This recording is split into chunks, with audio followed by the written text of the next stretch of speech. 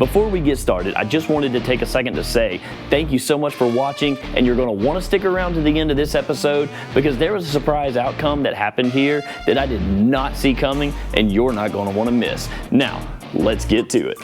What is going on, everybody? Welcome back to Mud Tire Media, where today I'm going to be trying out Apex Performance Products' newest addition to their lineup, and that is the High Flow Air Chuck. Now, what we're going to be doing is we're going to be putting this thing to the test by testing it with two different compressors. We're going to try it in-house with our 25-gallon shop compressor, and we're going to see how it does with ARB's car-mounted dual compressor.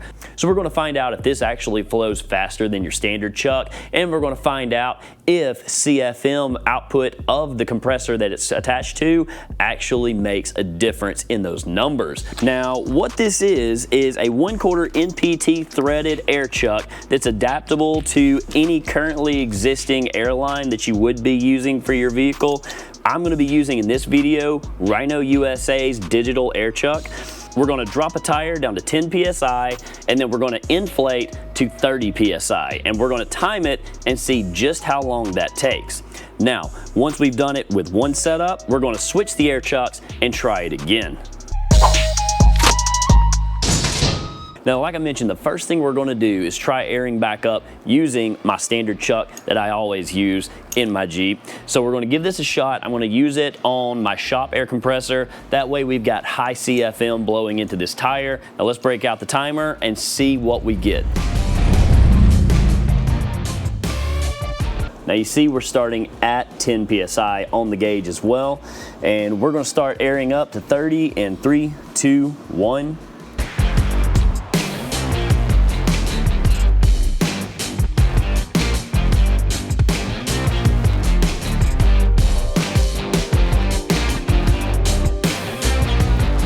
Okay, so what we ended up getting was roughly 208, 207 is what we came through on using the standard chuck from Rhino USA and using the home compressor. Now you can see that the PSI ranged between 105, 103 to all the way up to 110 when the compressor kicked back on to refill. Now I'm not going to discredit for that because that is real world scenario when you have a 25-gallon tank and you're filling up a 40-inch tire. But 208 is what we're going to just go ahead and stick with for filling up this 40 with using our standard chuck and home compressor.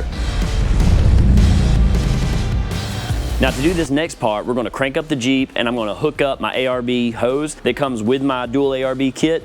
And so we're going to use the ARB dual compressor that's hard mounted into my Jeep. We're going to use that to refill this 40 and see what the difference is. Let's take a look. All right, so once again, we're starting off at exactly 10 PSI on the gauge. Now we're using the ARB twin compressor, and this has no reserve tank mounted inside. So we're just running strictly the compressor. So we're going to start our timer and go.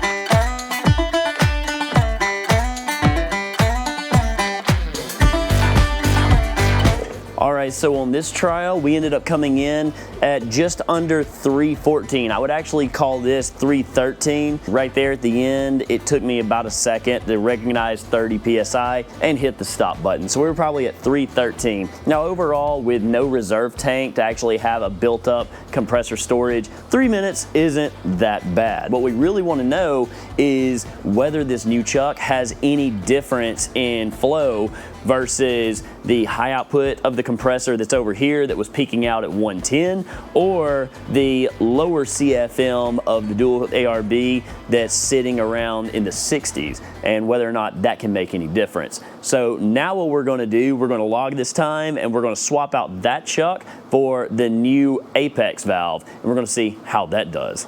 It is nice looking, like the construction is really clean, really nice. That's something I've noticed about everything that comes from Apex. I mean, their stuff looks really good, but you can see here, if it can zoom in and actually see that, Apex High Flow. This one is just like my other in the way that it doesn't clip on, instead it screws on to your valve stem, so you get a secure connection. So like I said, this is 1/4 NPT, which is pretty standard in plumbing up things like airlines. So we're gonna find what we need to disconnect this and replace it with this.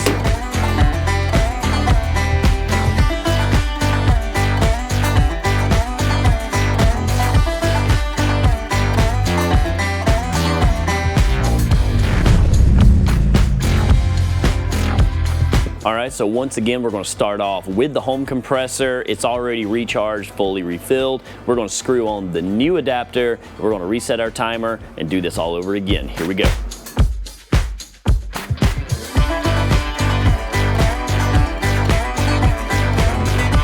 All right, so what we ended up getting on this new setup with the high flow air chuck and the home compressor was 1 minute and 50 seconds, which really makes it comes out to about 18 seconds faster than the previous way we tested. That's actually pretty impressive. That's not bad. When you're talking about putting that between 4 tires or however many you're doing in a day, and the price point of this air chuck being about $25 to $30 is not bad considering 18 seconds of increased time on airing things up. Now, the big thing I want to know is with the lower CFM of the ARB dual compressor, that's where I want to know how much time I'm going to save. And so we're going to swap these out and we're going to try this all again. Now let's see what the ARB can do.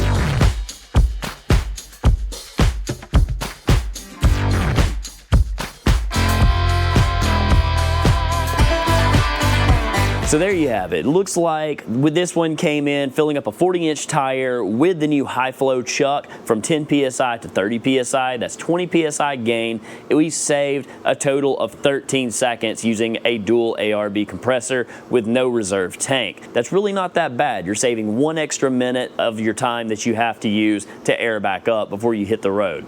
Let's move over to the board and let's review these times again. Let's put them up right here so we can take a look. Now starting off with the 25-gallon compressor with a standard chuck, we came in at 2:08 to fill that 40-inch tire up from 10 PSI to 30 PSI. Now that's not too bad. Of course, it's a home compressor, a larger unit, so it's expected to be faster. Now after we swapped out that standard chuck for the Apex high flow chuck, we came back in at 150. That's 18 seconds that we gained overall. And now that number is actually pretty impressive. I really am proud of that. So if you're looking to use one of these high flow chucks in your garage, definitely worth a $25, $30 investment. All right, now let's take a look at the ARB twin compressor and the standard flow chuck. The time we got on that was 3 minutes, 13 seconds. Now, that's not bad. It is much slower than a home unit, and that's to be expected because I don't have a reserve tank, but after we swapped out the high flow chuck, we came in at roughly 3 minutes even. So, with a little bit of variable for the time that it took for me to push the button, we came in at 13 seconds faster per tire to fill a 40-inch tire up from 10 PSI all the way up to 30 PSI. You're looking at almost a minute saved on your air up times before you're ready to hit the road again. At the beginning of this video, I told you that I had a surprise outcome that you needed to see, and it's time that I deliver. Now take a look at my whiteboard, and don't worry about all this around here.